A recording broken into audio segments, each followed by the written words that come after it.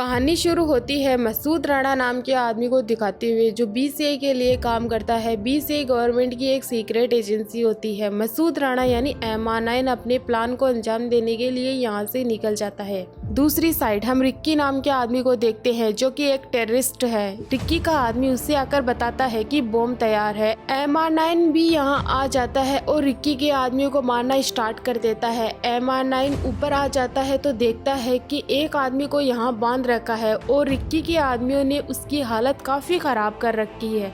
बंदी आदमी रिक्की के आदमियों से दया की भीख मांग रहा है कि उसे छोड़ दिया जाए, लेकिन वो उसे नहीं छोड़ते हैं और वहीं मार देते हैं। फिर MR9 इन आदमियों को शूट करता है और बाकी आदमियों को फाइट करके उन्हें मार देता है। रिक्की ने दूसरे आदमी को भी बांध रखा है। रिक्की अब यहाँ से चला जाता है। MR9 रिक्की के आदमियों को मार देता है। फिर MR9 का सामना एक खतरनाक फाइटर से होता है जिसे भी MR9 चाकू से मार देता है। अब MR9 उस दूसरे आदमी के पास जाता है जिसे रिक्की ने बांध रखा है। MR9 बॉम्ब ब्लास्ट होने से पहले इस आदमी को घर से बाहर निकाल लेता है। इसके बाद घर में लगाया गया बॉम्ब ब्लास्ट होता है जिससे एक जोरदार धमाका होता है। इसके बाद हम रोमन रोस नाम के आदमी को देखते हैं जो लास वेगस में रहता है। रोमन के साथ उसका बेटा भी होता है। हमें पता चलता है कि रिक्की अब अपने भाई के साथ रहने लगा है। इधर CIA को पता चलता है कि रोमन से सुबीर नाम का आदमी लास वेगस में मिलने वाला है। सुबीर को हम लॉस एंजलिस में पार्टी करते हुए देखते हैं। सुबीर के पास ड्यूक और पॉल पहुंचते हैं जो CIA के एजेंट है। ड्यूक और पॉल को देखते ही सुबीर यहाँ से भागने लगता है और इन पर फायरिंग करता है, लेकिन फिर भी ड्यूक और पॉल सुबीर का पीछा करते हैं। सुबीर भागता हुआ टेरिस पर पहुँच जाता है। ड्यूक भी टेरिस पर आ जाता है। ड्यूक सुबीर से कहता है मैं तुमसे एक डील करना चाहता हूँ, मैं तुम्हें कुछ नहीं करूँगा। फिर सुबीर और ड्यूक के बीच फाइट स्टार्ट हो जाती है। इसी फाइट में सुबीर टेरिस से नीचे गिर जाता है और मर जाता है। पॉल भी टेरिस पर आ जाता है। पॉल कहता है मेरे पास एक आदमी है जो इसकी जगह ले सकता है। पॉल MR9 की बात कर रहा है। पॉल MR9 से कांटेक्ट करता है।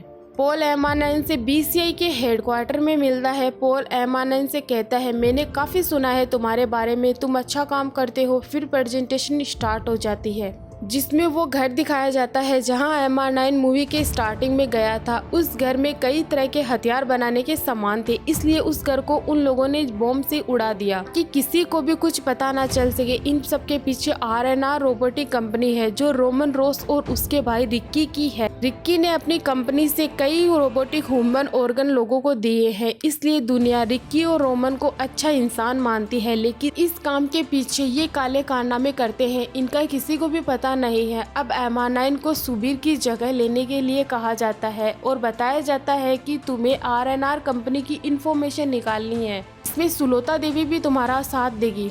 अब MR9 को मिशन के लिए BCI मोबाइल ग्लास और गन देती है जिनसे MR9 की मिशन में हेल्प होगी। MR9 पॉल ड्यूक कैलिफोर्निया पहुंच जाते हैं। ड्यूक MR9 से कहता है तुम्हें सुबीर बनकर सुलोता को एयरपोर्ट से पिक करना है और सब कुछ मिशन के बारे में समझा दिया जाता है। MR9 अब प्लान के अनुसार एक डेजर्ट में पहुंचता है। CIA के 2 एजेंट MR9 को यहाँ छोड़ देते हैं। ये MR9 का सेफ हाउस है। नेक्स्ट डे MR9 सुलोता देवी को पिक करने के लिए चला जाता है। MR9 सुलोता देवी को पिक कर लेता है। पॉल और ड्यूक भी MR9 पर नजर रख रहे हैं ताकि प्लान में कोई गड़बड़ी ना हो। अब MR9 और सुलोता रोमन रोस की पार्टी में पहुंच जाते हैं। पॉल और ड्यूक भी यहां आ जाते हैं। अब पार्टी में रोमन आता है जो सभी का पार्टी में आने के लिए धन्यवाद करता है। रोमन अपनी कंपनी की तारीफ करता है और कहता है अब RNR कंपनी तुम्हारा भविष्य है क्योंकि हमारी कंपनी इंसान की हर डिसेबिलिटी को दूर कर सकती है। अब पार्टी कंप्लीट हो जाती है और सुलोता रोमन से मिलने के लिए जाती है। सुलोता रोमन को डेटोनेटर देती है जिसके रोमन सुलोता को अच्छे खासे पैसे देगा। रिक्की यहाँ से चला जाता है। सुलोता को रोमन जाने के लिए मना करता है। इधर पॉल रोमन के घर पर अपना काम करके बाहर निकल जाता है। फिर पॉल और ड्यूक बाहर वेट करते हैं और MR9 भी रोमन की इंफॉर्मेशन जुटाने का काम स्टार्ट कर देता है, लेकिन रोमन के आदमी MR9 को पकड़ लेते हैं। फिर MR9 को रोमन के पास में ले जाया जाता है। MR9 को यहाँ बेहोश कर दिया जाता है। थोड़ी देर बाद हम MR9 और उसके आदमियों को दूसरी लोकेशन पर देखते हैं जिनके साथ में MR9 भी होता है। सुलोता को रोमन ने अभी तक नहीं जाने दिया है। फिर रोमन एमा9 से पूछता है तुम किसके लिए काम करते हो। एमा9 इसका कोई जवाब नहीं देता है। रोमन सुलोता से भी एमा9 के बारे में पूछता है लेकिन सुलोता भी कुछ नहीं बताती है। सुलोता कहती है मैं यहाँ से जाऊँ। रोमन सुलोता को जाने के लिए मना करता है। सुलोता रोमन से कहती है अगर तुमने मुझे बंदी बनाया तो बाकी के तुम्हारे कीमती डेटोनेटर्स तुम्हें कभी नहीं मिलेंगे। ये कहते ही रोमन सुलोता को जाने देता है। सुलोता यहाँ से चली जाती है। सुलोता को रोमन की गर्लफ्रेंड छोड़ने जाती है। रोमन एमा9 को टॉर्चर करता है। सुलोता रोमन की गर्लफ्रेंड पर अटैक कर देती है और गन लेकर भाग जाती है। एमा9 भी रोमन पर अटैक करके यहाँ से भाग जाता है। एमा9 एक बाइक स्टार्ट करता है। फिर सुलोता और एमा9 यहाँ से बचकर भाग जाते हैं। ये सीधे अपने सेफ हाउस में आ जाते हैं। सेफ हाउस पहुँचने के बाद एमा9 अपने पास्ट के बारे में सोचने लगता है, जिसमें बचपन में एमा9 एक स्विमिंग कंपटीशन में हिस्सा लेता है और जीतता भी है। फिर पूरी फैमिली घर आ जाती है। अचानक रात को एक आदमी इनके घर पर आता है और एमा9 के मॉम डैड को शूट कर देता है। एमा9 को इसका बहुत दुख होता है। कहानी वापस से प्रेजेंट टाइम में आ जाती है। एमा9 सुलोता को सब सच बता देता है कि उसे सुबीर की जगह लेने के लिए भेजा है, रोमन की इंफॉर्मेशन निकालने के लिए। अभी यहाँ सेफ हाउस में रोमन के आदमी आ जाते हैं। एमा9 सुलोता को एक गन देता है उसकी सेफ्टी के लिए। सुलोता और एमा9 रोमन के कई आदमियों को खत्म कर देते हैं लेकिन रोमन के आदमी सेफ हाउस में अंदर आ जाते हैं, जिन्हें एमा9 एक एक करके खत्म कर देता है। इनमें से एक आदमी एमा9 को मारता है। सुलोता एमा9 की हेल्प करती है। फिर एमा9 उस आदमी को फाइट करके चाकू उसके गले में फंसा देता है। ये आदमी वहीं मर जाता है। एमा9 की हेल्प करने के लिए ड्यूक भी यहाँ आ जाता है। अब एमा9 सुलोता, ड्यूक और पोल बैठकर बात करते हैं। सुलोता कहती है रोमन इस बार कुछ बड़ा प्लान कर रहा है जिसे वो अंजाम देने वाला है और उसके लिए उसे वो डेटोनेटर्स हासिल करने होंगे। अब हम BCI हेड को देखते हैं जो इस मिशन में अपने और एजेंट्स को शामिल करता है। ये एजेंट एक आदमी का पीछा करते हैं। इस आदमी को पता चलते ही ये आदमी भागने लगता है। एजेंट आदमी का पीछा करते हैं। एजेंट आदमी को पकड़ लेते हैं। इधर हम रोमन को देखते हैं जिसे लड़ाई में चोट लग जाती है। रोमन को उसका बेटा जेसन कहता है कुछ जिम्मेदारी मुझे निभाने दो डैड, मैं आपकी हेल्प करना चाहता हूँ आपके काम में। रोमन कहता है इसमें खतरा है। जेसन कहता है अब मैं इसके काबिल हूँ। रोमन जेसन की बात मानकर उसे एक काम सौंपता है जिसे पूरा करने के लिए जेसन क्लब पहुंचता है जहां पहले से ही एमा9 पोल सुलोता मौजूद होते हैं। जेसन यहां एक आदमी से मिलता है। जेसन के बॉडीगार्ड उसकी सेफ्टी के लिए तैनात है। जेसन मीटिंग कंप्लीट कर लेता है। ड्यूक रिक्की से मिलता है। इधर एमा9 जेसन पर फायरिंग करता है। इसी फायरिंग में जेसन को गोली लग जाती है। जेसन को उसके बॉडीगार्ड यहाँ से ले जाते हैं। एमा9 जेसन की कार का पीछा करता है।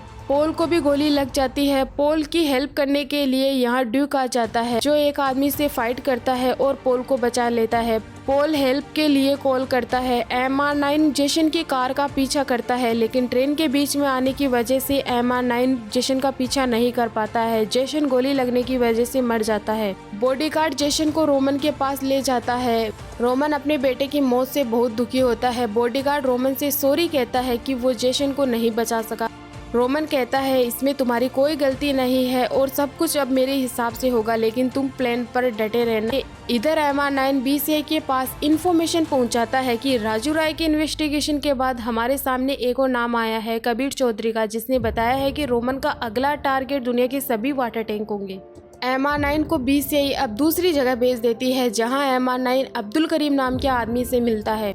एमा9 करीम से कहता है मैंने तुम्हें रोमन की पार्टी में देखा था। करीम कहता है RNR कंपनी से मेरे कुछ पुराने कॉन्ट्रैक्ट थे इसलिए मैं वहां गया था, लेकिन जब मुझे पता चला कि वो अपनी कंपनी के पीछे काले कारनामे करते हैं मैंने उनसे सारे कॉन्ट्रैक्ट कैंसिल कर दिए। करीम कहता है मैं तुम्हें अपनी सीक्रेट लैब में ले चलता हूँ। फिर एमा9 करीम के साथ सीक्रेट लैब में चला जाता है। यहाँ कुछ दूर ये पैदल चलते हैं और जैसे ही लैब में पहुँचने वाले होते हैं इन्हें रोमन के आदमी पकड़ लेते हैं। रोमन के आदमी लैब में जाने के बाद वहां के आदमियों को मार देते हैं और लैब में बॉम्ब लगा देते हैं। फिर रोमन के आदमी MR9 और करीम को बैठा देते हैं और इनसे अब वीडियो के जरिए रोमन से बात कराई जाती है। इन लोगों ने सुलोता को भी पकड़ रखा है। रोमन इनसे कहता है अब सब कुछ मेरे अकॉर्डिंग होगा। यहीं पर करीम अपने साथी को मार देता है क्योंकि वो करीम को देशद्रोही बताता है। MR9 को भी पता चल जाता है कि करीम रोमन के साथ मिला हुआ है। MR9 करीम से कहता है कि तुम अपने देश को धोखा दे रहे हो। करीम कहता है कि देश ने मुझे कुछ नहीं दिया है, रोमन ने मुझे सब कुछ दिया है,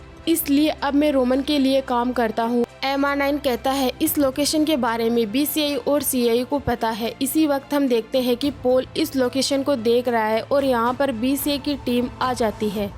BCI की टीम लैब में आ जाती है। ड्यूक भी टीम के साथ आया है। अब यहाँ बॉम्ब का अलार्म बजने लगता है। MR9 और सुलोता को यहाँ से दूसरी जगह शिफ्ट किया जाता है, लेकिन MR9 रोमन के आदमी को मारकर सुलोता को गन देकर उसे यहाँ से जाने के लिए कहता है। सुलोता चली जाती है। करीम भी डरकर इधर उधर भाग रहा है यहाँ से बचकर निकलने के लिए। MR9 अब रोमन के आदमियों को खत्म करना स्टार्ट कर देता है। ड्यूक भी लगातार रोमन के आदमियों को खत्म कर रहा है। ड्यूक को एजेंसी बॉम्ब डिफ्यूज करने के लिए कहती है। करीम को रोमन का आदमी ले जाता है। MR9 फाइट के दौरान घायल हो जाता है। यहीं पर रोमन आ जाता है जो MR9 पर अटैक करने वाला होता है, लेकिन MR9 को बचाने के लिए ड्यूक आ जाता है। फिर ड्यूक और रोमन की फाइट स्टार्ट हो जाती है। बीच में ही ड्यूक बॉम्ब डिफ्यूज करने चला जाता है। फिर MR9 रोमन से फाइट करने लग जाता है। ड्यूक बॉम्ब डिफ्यूज कर देता है। रोमन MR9 को मारने वाला होता है, लेकिन यहीं पर सुलोता आ जाती है और MR9 को बचा लेती है, लेकिन सुलोता को रोमन मार देता है। फिर MR9 रोमन को खत्म कर देता है। MR9 सुलोता को लैब से बाहर नदी पर ले जाता है। सुलोता के मरने की वजह से MR9 दुखी होता है। अब मिशन कंप्लीट होने के बाद MR9 अपने मॉम डैड की कब्र पर जाता है और वहां फूल चढ़ाता है। अब 6 महीने बाद हमें पॉल दिखाया जाता है जो संघाई में 2 चाइनीज के साथ में होता है। पॉल इन चाइनीज आदमियों से कहता है कि आपकी गवर्नमेंट ने कई सालों से रिकी और करीम को कैद कर रखा है, लेकिन अब वो फरार है। अगर जल्दी उन्हें नहीं पकड़ा गया तो वर्ल्ड वॉर 3 दूर नहीं।